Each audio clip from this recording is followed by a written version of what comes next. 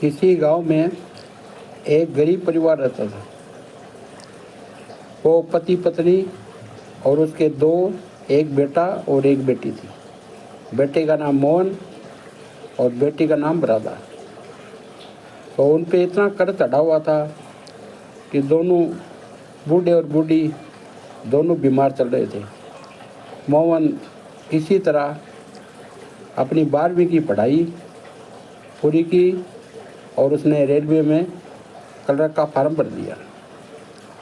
अब रेलवे में क्लर्क का उसके पास कॉल लेटर भी आ गया कि तुम्हारे को फलाना तारीख को इंटरव्यू है और तुम दिल्ली आ जाओ।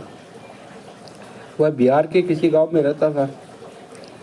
तो कुछ ही दिन उसकी बहन ने मोहन के कपड़ों के इस्त्री की, बढ़िया प्रेस की और खाना उसके बैग में डाल दिया और उनको रवाना कर दिया। अब वह पटना की स्टेशन पर गया।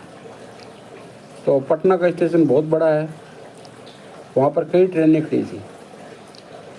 तो मोहन ने एक कुली से पूछा, भाई दिल्ली जाने वाली ट्रेन कहाँ पर लगेगी? तो उसने जल्दबाजी में इशारा कर दिया कि 5 नंबर प्लेटफॉर्म पे जाओ। अब वो 5 नंबर प्लेटफॉर्म पे गया तो बिना ट्रेन का बोर्ड पड़े हुए और उस गाड़ी में बैठ गया।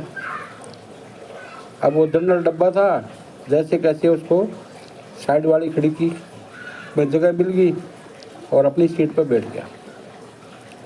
अब गाड़ी वहाँ से चल पड़ी। गाड़ी 2, 3, 4 घंटे चलने के बाद में और उसी डिब्बे में एक टीटी आया तो टिकट चेक कर रहा था।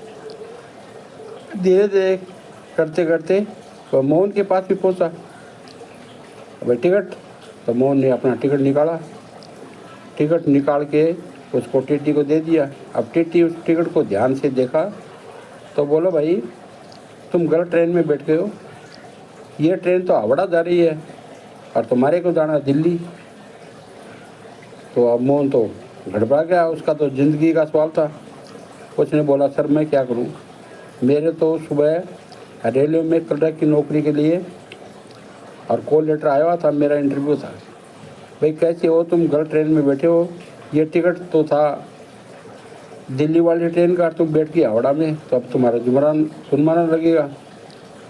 अब वो गिड़गिड़ाने लगा कि साहब मैं क्या करूं, मेरी तो ज़िंदगी बर्बाद हो गई, मेरे तो बूढ़े माँ बाप जो बीमार हालत में चल रहे हैं, अब बताओ मैं क्या करूं, मैं कहाँ जाऊं, मेरी तो पूरी ज़िंदगी का जो सपना था वो चकनाचूर हो गया।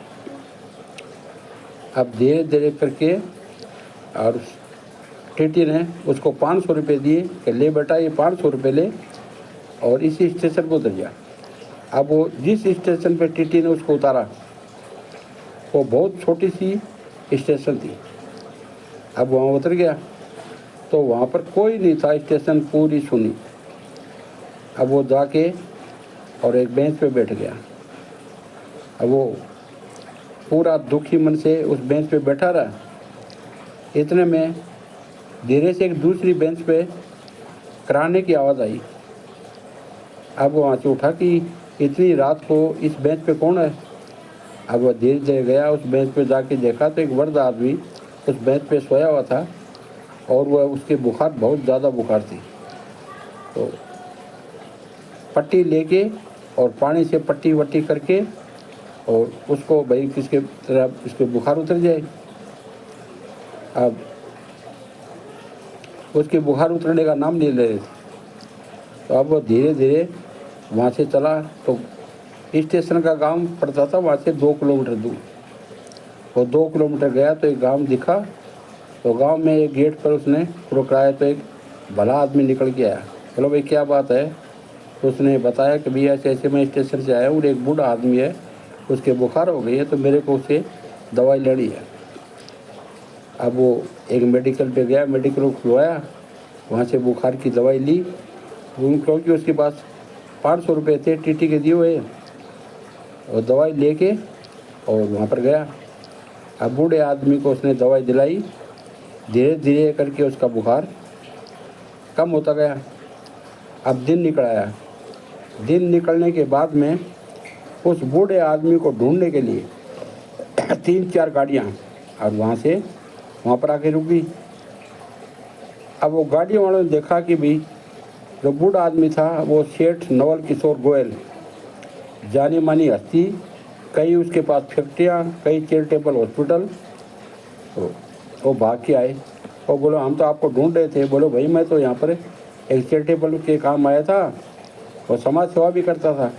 तो अचानक मेरी तबीयत खराब हो गई, मैं इस बेंच पे लेट गया।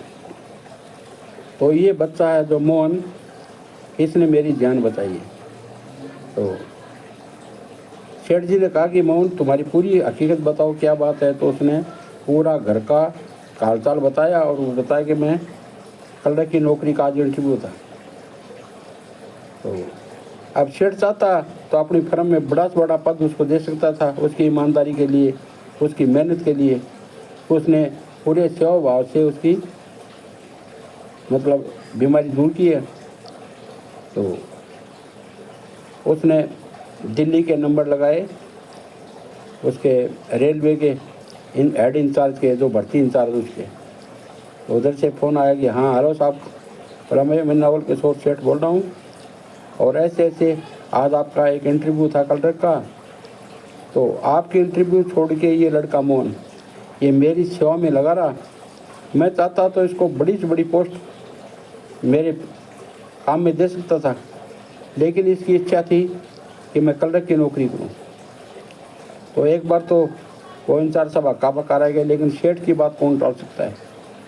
अब उसने विशेष पैकेज के द्वारा और उसको भर्ती कर लिया। अब सेठ जी ने उसको कहा कि मोहन आज से तुम्हारे घर की पूरी जिम्मेदारी मेरी। तो आज बढ़िया से उसकी बहन की शादी की, उसका पूरा कर्ज उतारा और उसके बूढ़े माँ बाप को भी अपने पास ही बुला लिया। अब वो दिल्ली जा रहा था ज्वाइनिंग के लिए, तो रास्ते में वही गाड़ी, वही ट्रेन और वही टीटी उसको मिला। अब टीटी को देखते ही साथ मोहन ने उसके पैर छू लिए। कोई मेरे को पहचाना? हाँ बोले पहचाना। बोले सर जी आप उस दिन मेरे को 500 रुपये दे के और इस स्टेशन पर उतार के आपने बहुत भला काम किया है। मेरी उस दिन मेरी पूरी किस्मत बदल गई, नहीं तो मैं तो पूरा लुटपुट गया था। मेरी नौकरी भी लग गई, मेरी बहन की भी शादी हो गई। तो भाइयों ये ऐसी कहानी है कि ईमानदारी का फल हर इंसान को ज़रूर से ज़रूर मिलता है। ईमानदारी और सेवा भाव यही सबसे बड़ा गुण है। जय हिंद।